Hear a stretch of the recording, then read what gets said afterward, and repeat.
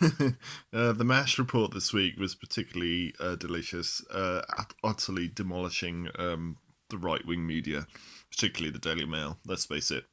Um, uh, and their attitude towards the NHS, which is disgusting. It's disgraceful. And I just loathe.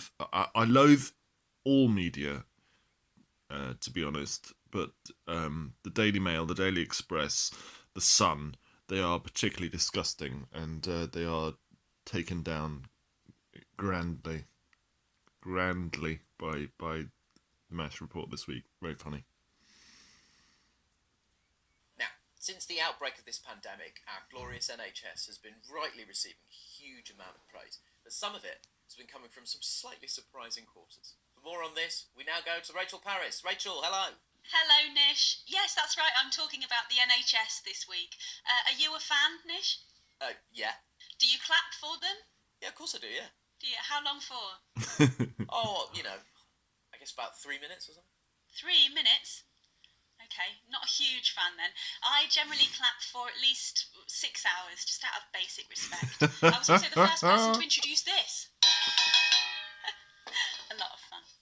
But good for you with your 3 minutes. As the NHS slogan goes, every little helps. Rachel, I don't think that's the NHS slogan. Nish, people and institutions that used to detest the NHS suddenly love it. The right-wing press, conservative politicians, and men who like golf. Even the Telegraph. Oops, the Telegraph published that this month. They obviously didn't get the email, or in their case, the telegram. You do you, the Telegraph. So here's my guide.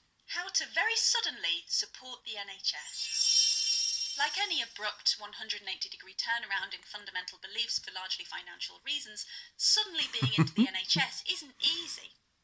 Firstly, what you need to do is forget that the internet exists. Back in the good old days, today's news was tomorrow's chip paper. But now the internet exists, and the bastard EU banned chip paper and possibly chips. So there's a breadcrumb trail of old headlines leading straight to your door. Exactly. My particular favourite here is the Mail suggesting that it's not racist to spread fear and hatred about people based on their race. It sounds like racism, doesn't it, Nish? But is it? Yes. I suppose we'll never know. But don't worry, you can clear your history with a nice sycophantic front page of rainbows and clapping. The sun, on the side of the angels. Now, formally, a bit more on Satan's side. Next, just back Captain Tom, whatever you do. Combining NHS pride with an elderly war veteran was something of a singularity moment for the right-wing media, or sungularity, if you will. Sungularity, Nish? No, thank you. Okay.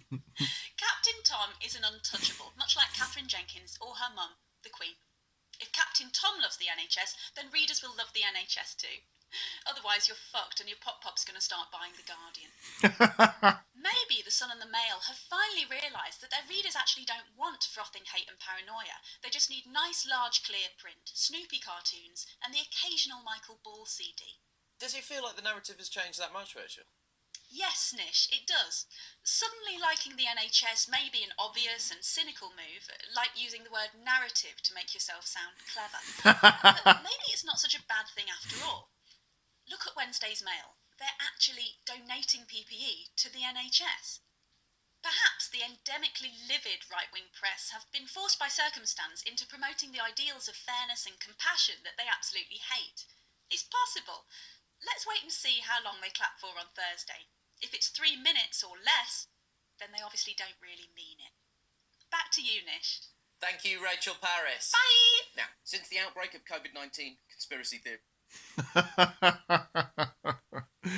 Oh, in these horrible, horrible times, at least satire is thriving. And the MASH report are brilliant. And Rachel Paris is very, very good. And Nish Kumar. Oh my goodness, thank goodness for these people. They're in lockdown and they're still producing wonderful, wonderful satire. But it's true. I mean, the mainstream media disgusts me.